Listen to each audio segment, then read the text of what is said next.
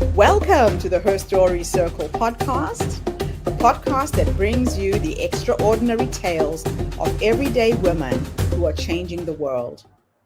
I'm your host, Gertrude Mache, and I'd like to acknowledge traditional custodians of the land on which we meet today.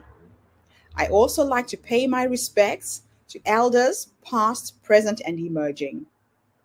Every week, we dive into the lives, challenges, and triumphs of women from all four corners of the globe. We're here to inspire, enlighten, and connect, sharing stories that uplift and empower.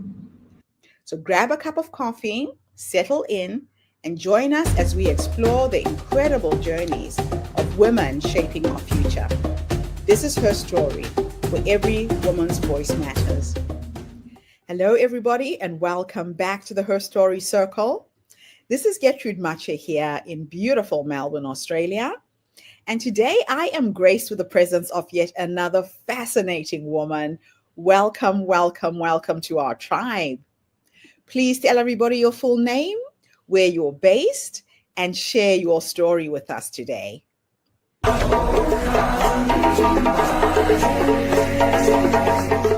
Wow, thank you so much for having me here today. My name is Winona Renee Moten, but please call me Renee, okay? If you want me to answer, you call me Renee. But my story basically started on the East Coast of United States. I am from Maryland. I've lived in Maryland all my life. I come from a little teeny community called Lincoln Park. And in Lincoln Park, it was just an incredible community of African-American families looking out for each other. However, there wasn't a lot of success stories coming out of Lincoln Park at the time. But one thing about Lincoln Park, it was hardworking people. Everybody worked hard, and I was very fortunate to get my work ethic from my dad. My dad worked 40 years in one job, and that's basically what I do. I just work hard, and I stayed in one job for many, many years. But as I started to get into school, I always loved sports. Even in kindergarten, I was the top person, always picked for the team first. So I always loved sports. And as I grew older, I started to really love health and wellness. And as going into my teenage years, I started coaching like little league teams. I always exercised. I played soccer. I played softball. And then as time went on, I wanted to make this out of a profession. So I actually met my first personal trainer probably around about 1990s. And I said, coaching, personal training, that's for me. And that's when I truly fell in love with health and wellness and fitness. And from that time on, for the next 25 years, I have been teaching exercise, fitness, wellness, weight loss all over the world to mostly women that are seeking to really put themselves first, put their health first. And I'm able to, help them along that path to get to the other side of being in wellness, especially in joint pain. Myself, I had a lot of joint pain when I was coming up. And so I finally did relieve all my joint pain by some techniques that I've learned that we're going to be talking about later. But one thing I know about women, we have a lot of joint pain, osteoarthritis, arthritis, and sometimes we just don't know how to relieve that pain. But that's what I do. I am passionate about it. I love doing it. I've gotten myself out of pain and hundreds of other women. And that's what I'm really looking forward to talking about today, about how we can get to the other side of pain and really start to live out our destiny in a health and wellness way. So I'm so glad to be here today. I was born here in the United States in Maryland. I was born in Maryland, and I have 5 brothers and sisters. I have 3 brothers and 1 sister. I am the middle child. So, that I got some special privileges because I was a middle child. I only have one daughter. I have one daughter that I had when I was around about 18 years old. Just got out of high school. I got pregnant. And, you think about you just getting out of high school. It's very difficult to start to maneuver your own life, let alone to try to maneuver a new baby's life. But I was able to kind of move forward. I met my my only husband, around when I was 21 years old. He wasn't the baby's father, but he did come along at a right time to really help me on my journey. So at the age of 21, I first met my future husband. Didn't know it at the time, but we stayed together for many, many years. We stayed together for at least 20 years together. We didn't have any children together because I wasn't really looking to have any more kids. I really seek my career. So we stayed together for about 20 years, literally, before we actually got married. So you can imagine just staying with someone for 20 years. And so I went and got my first apartment. I got my first home, and we started to live out our lives in that particular home. And I stayed married for 45 years. And for some reason along that particular path, I didn't have any more kids, but I wasn't fulfilled in that marriage. I thought I was, but I found out that I really wasn't fulfilled in that marriage. So what I did, I actually left my husband probably about 3 years ago. I left my husband about 3 years ago. And from there, I started to recreate myself. I started to find out who I was, what I liked, what I wanted to do.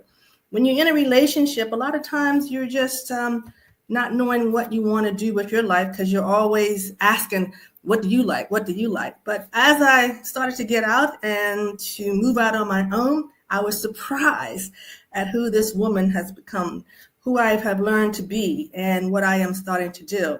As for my family, I've always stayed in touch with my brothers, and they've always been very supportive of me. I've traveled to different countries and different states to learn more about business, learn about personal health and wellness. I have just really wanted to embrace myself in this particular industry.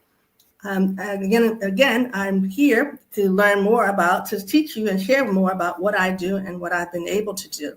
But I can tell you, being in business for yourself, I became an entrepreneur very early in my life, around about the year of 2000. Since that time, I have actually been an entrepreneur.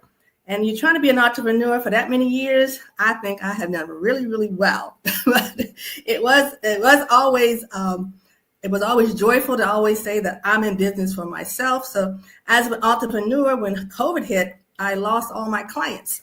I lost all my clients when COVID hit, and I had to pivot, as they say, pivot my business in order to make my business viable again. So I had to take all my skills that I learned, and I started to teach exercise online.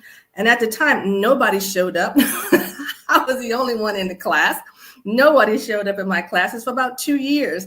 So you're talking about perseverance. I had to persevere and try to keep myself on track and try to keep going, even when nobody else was believing in me except for myself.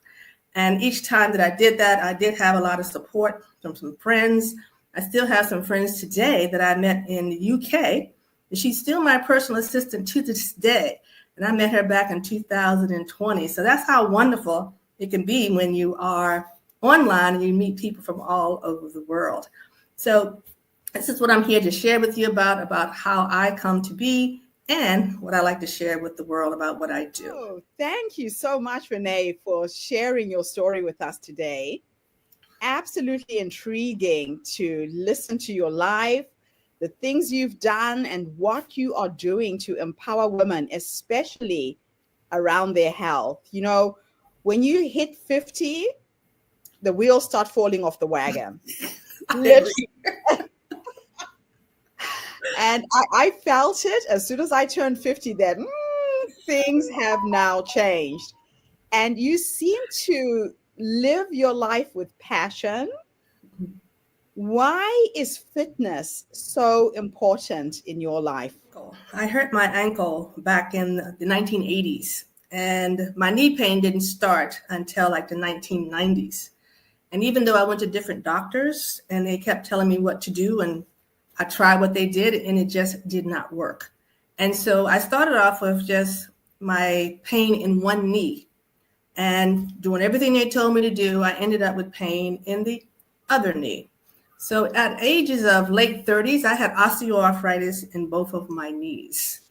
And so from there is where my passion for learning about how to get myself out of pain started.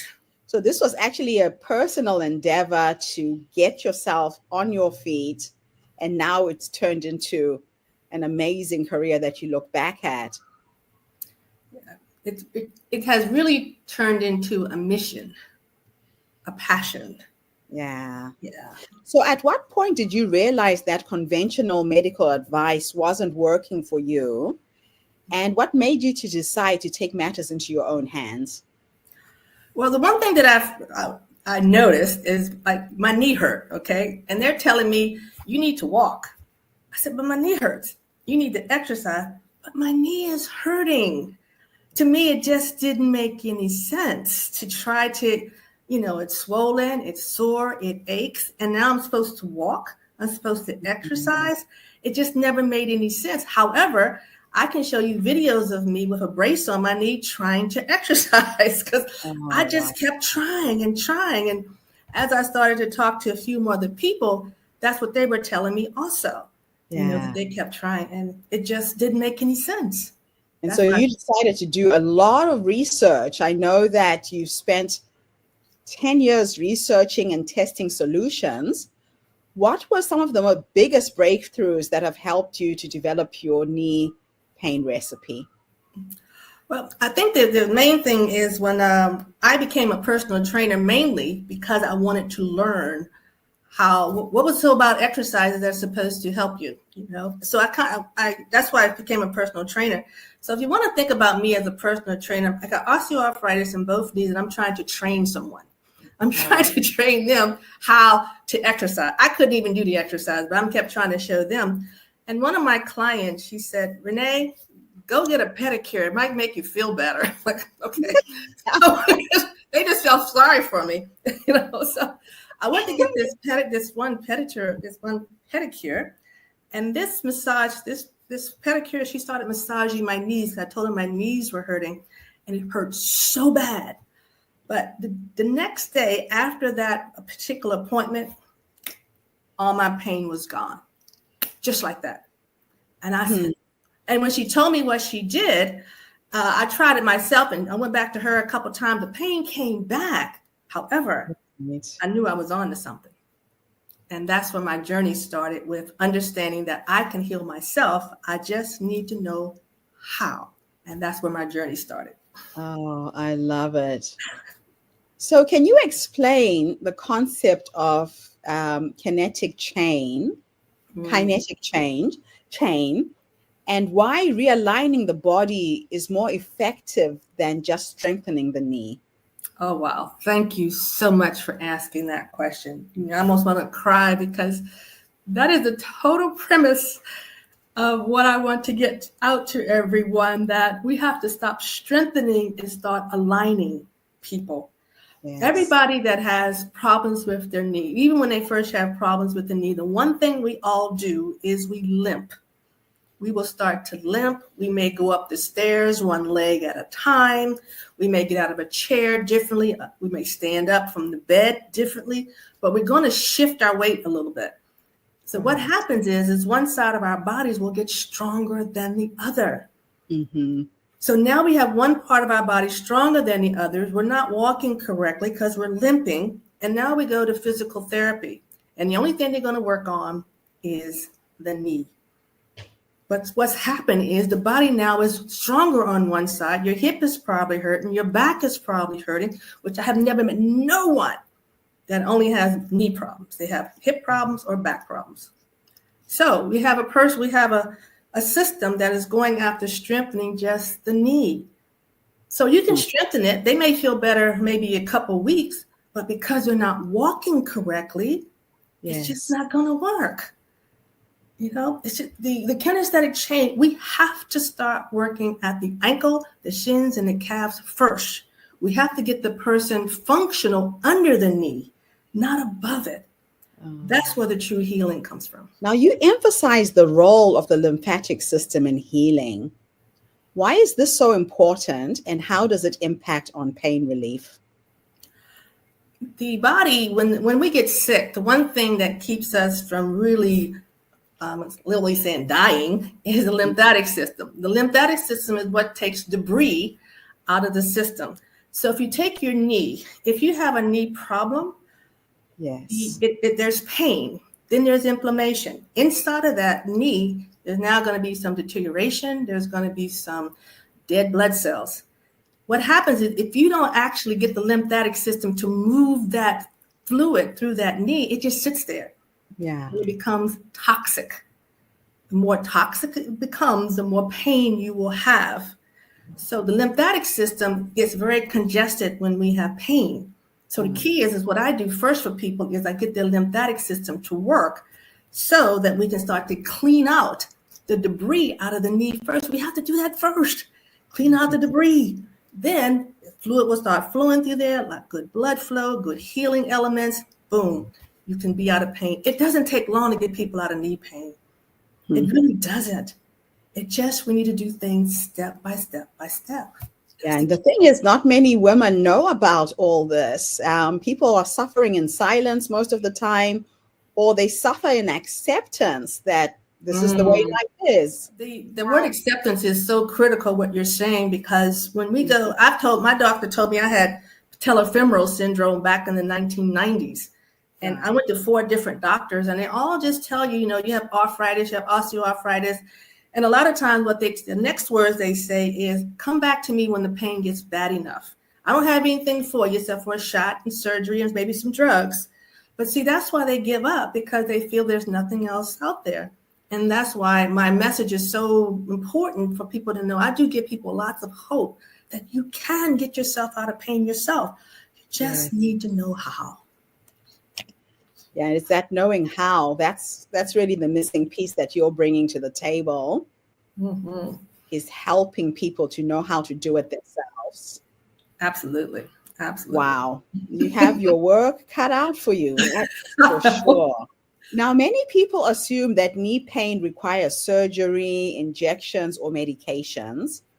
What are some of the most common misconceptions about joint pain that you want to correct? Joint pain, 99% of joint pain comes from misalignment. That's why we keep it. Okay. If your knee just started hurting yesterday and you fixed it that day, then it'd probably go away just like that. But see, knee pain comes on gradually. People think when they get the knee pain that it just started. No. Look at your feet. Most people that have knee challenges, they have corns, they have calluses, they have bunions, they wear orthotics, they've had plantar fasciitis, they had an ankle injury, or maybe some type of leg injury. See, the pain, as soon as you have those injuries, those problems with your feet, your knee has already been compromised already. Okay. So the key that I want people to look at is what's going on with your feet. Start there first. Right. If you had anything going on with your shins, your ankles, your toes, all of those play into knee problems. Knee pain my pain came from because I hurt my ankle. I never hurt my knee. Oh. And so if we can get to people to start looking at the bottoms of their shoes, looking at how people walk. A lot of people walk like a duck. You've probably seen it, walk like a duck. I watch people all the time. I can tell they're going to have knee pain in the future because of the way they walk. I know. It's kind of like, I go to a mall or I'm out on the street. I feel like walking up to people and say, you are going to have some pain. We got to fix that hip, because. And one other thing, too, is because we sit so much, the muscles in the hips pull on the hip, which pull on the foot, which throws you out of alignment. Boom. There you got it. It's interesting you're saying this because a lot of people do walk around unaware of what's going on in their bodies. It sounds to me like you know how to read the human body just looking at somebody's physiology. But our feet give away a lot about our health. I started getting reflexology when I had heart failure. And now when I feel pain underneath my feet, I know something is not quite right. Exactly. Yeah. That is excellent, because that is exactly, because one of the exercises that I always have people do is called tennis ball rolling. Roll on the bottom of your feet. Tell me what you feel down there, and then go look it up and see what it tells you, because your feet tell you a lot. Yes. Yeah, it does. It's incredible. So since launching your program, you've helped over 1,000 women. Can you share a success story that really stands out to you? Oh, wow. I think the one that that touches me the most. She's 40. I think she was 49. Okay. And she had kidney disease. And she got the kidney disease because she kept taking ibuprofen. Okay. Oh. Exactly. She's only in her 50s. She's barely getting into her 50s, and she already has kidney disease because she was taking this ibuprofen. She was told she needed 2 knee replacements. And then they said they wouldn't do the knee replacement because she was overweight. And so she trusted my program. She came to me and she trusted the program that I was going to help her to get out of pain. Now, see, you can be overweight and still not have any knee pain. So she was still overweight, but I got her out of pain. And then when I get her out of pain, now she feels much better to go out there and start to lose the weight. But I can't fix the kidney disease, but she still has her knees. It's been over 3 years. She still has her knees. And I just talked to her like 6 months ago. So I'll stay in touch with her. But she's always talking about that time in her life when she's going for double knee replacement. They wouldn't even do the knee replacement. And she had kidney disease because of taking all the ibuprofen that she was taking to get rid of the pain. She's the one that stands out. Now, with knee replacements expected to rise dramatically in the next 5 years, what changes do you hope to see in the healthcare system to provide more preventative solutions? The one thing that I have created what we call a knee pain reduction strap. And what this strap does, it does the actual stretching of people, but however, it forces you to have to go after your feet first. So my goal is to eventually get into, I've been going to physical therapists, like rallies and conferences. They're the ones that need this information. We can get it to even in their syllabus, even if that's a class that they need to take about how to go about doing, how to go about working with joint pain. Get my strap, try to teach them how to use it properly, and then show them the exercises that we need. They're still not doing the right exercises yet. I've created like 100 exercises that they need to be able to do for people that have joint problems. So going after the physical therapist, a certification program for the personal trainers is my top goal. And once I get into those 2 fields, I know that a lot of things can start to change in the industry because they're the ones that people go into right now, the physical therapists and the personal trainers. Oh, I absolutely love that. Now, what advice would you give to others who are seeking to disrupt the traditional industries, especially in healthcare and wellness?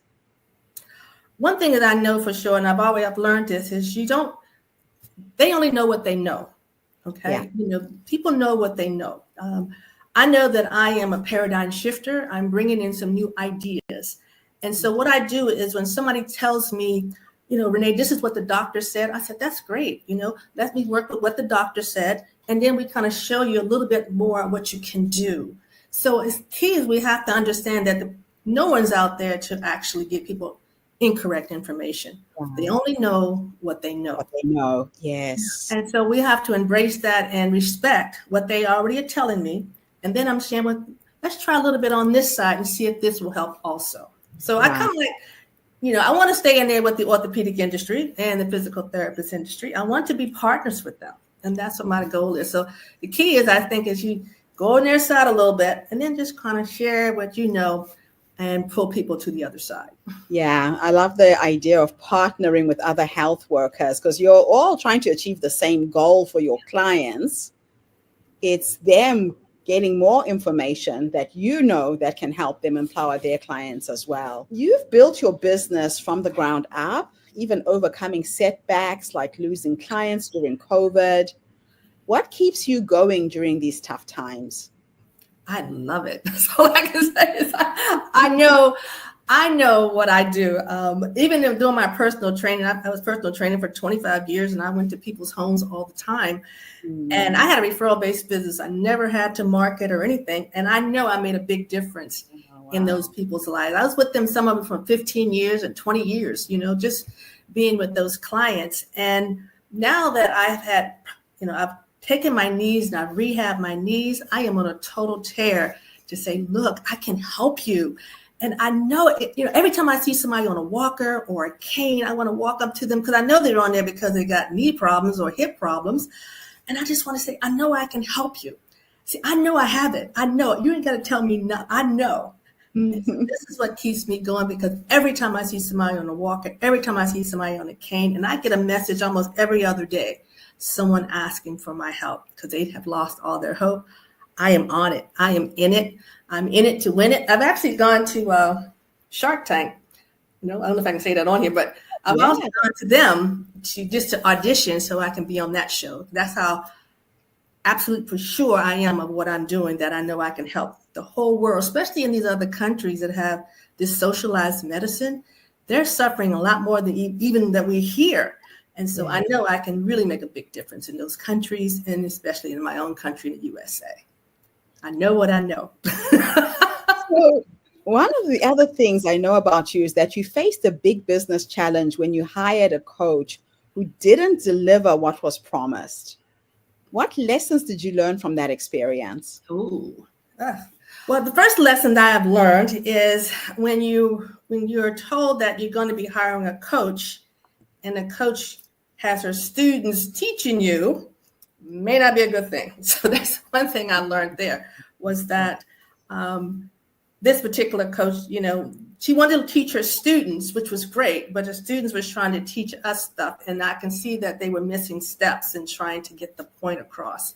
So that was one thing I've also learned. But I also learned that I did get a lot of benefit from how to speak better, how to deliver a speech and talk, how to tell a story during my webinars. So I did learn some things there. But right. I feel that if you're promising me, if you're promising yourself as a coach that you're going to be my coach, then I think that it's very important for you to at least show up in the class with your students. I think that's one thing I would have learned. You need to show up in your class with your students and see what they're doing so that you can help correct them so they could be better students along the way. Because it's like 200 people. So they all needed I think they needed some guidance. And I think that's what I learned. They probably needed more guidance from the coach inside of that webinar that we were taking. Okay. So you've transformed your own life and many others. What's been the most rewarding part of your journey for you? This may sound kind of, I don't know. I've learned how to make myself happy. Okay. That's very important. What's that? That's very important. Well, I always thought I was happy because I had these standards of this is good enough. This is good enough. And when I finally left my husband and I started to actually have to live my own life, and I started to see what I love and what made me truly happy. And I can walk in my house now and I'm just smiling, walk in my bedroom and I'm just smiling. So it really enhances my whole life because you got things around you that you love. You can transfer that stuff on to other people. So I've learned how to, sometimes I sit around and I'm smiling, like, what am I smiling for? But that's been the most rewarding part that I have learned, is how to make myself happy. That's an interesting statement, because a lot of people look for happiness from others. Yes. And when you're able to find happiness within yourself, if somebody else comes into your life, it's just a cherry on the cake, right? Absolutely. It's just an added bonus, but it doesn't define your happiness. I really like that. Mm-hmm. All right. So my last two questions for you are a bit of a time experiment. And I'm going to teleport you first into the past and the last question into the future. Okay. So if time was an illusion and your past, your present, your future could exist in the same timeline, and I could teleport you into the past to go and have a conversation with the younger you, based on what life has taught you up until this point, if you could go back and give that younger woman who was in pain, was miserable, 3 nuggets of wisdom, what would those 3 nuggets of wisdom be? One of the nuggets I would give that person is, first of all, good enough is not good enough. good enough is not good enough. Also, I would talk to my younger self about being good to yourself and learning how to make yourself happy. And I would also tell my younger self, you have so many gifts you have so many gifts now that are going to really help you on your journey. So I would have to help them to recognize that the gifts that I had when I was younger, that I didn't know I really had. So those things of, that word of good enough is really just not good enough. And also about making myself happy. And also that I had a lot of gifts when I was younger, but I just didn't know how to use them. So those would be my 3 nuggets. Beautiful. Last question, I'm going to teleport you into the future. And we are going to go and have a conversation with a 90-year-old you. Oh. And she's sitting in her rocking chair, surrounded by her children, her grandchildren, her dogs, her cats, whoever's with you at the end. If I could take you to go and meet this wise woman who's led you up until this point, what will you say to her when you finally meet her? I love asking women this question because a lot of times we don't realize that the wise woman is already here. Like you just said, you didn't know these gifts that you had. You didn't know how to use them, right? Yeah. What will you say to her when you finally meet her? What comes to my mind first is that you did good. You did good. You seeked out when you didn't have the answers. You picked out coaches to help you along your journey. And what you didn't know, you wasn't afraid to ask for help. You wasn't afraid to take risk. You wasn't afraid to take the challenges. And you wasn't afraid to do those paradigm shifts of taking a whole industry and changing the way they thought. And so I'm sitting in that chair and I'm watching you and I'm saying, you're just always smiling because you did good. You really changed the world the way you wanted. You're going to leave your mark on the world. And I am just so proud of you I'm so proud of you that you're age 90, you're looking good. You're definitely looking good. And we're feeling good because we took care of our bodies along the way. We helped other people, but we also took care of ourselves. Oh, I absolutely love it. That question is quite pivotal because I work with the essence of who I am becoming. A lot of times when I get stuck with work, with business, and I'm like, what is the solution? I go into my meditation and prayers before I sleep, and I will ask a simple question like, what is the next step? Because we are wired to know and have the solutions to every challenge that's coming at us. Mm-hmm. But a lot of times we look outside of ourselves for answers, for solutions.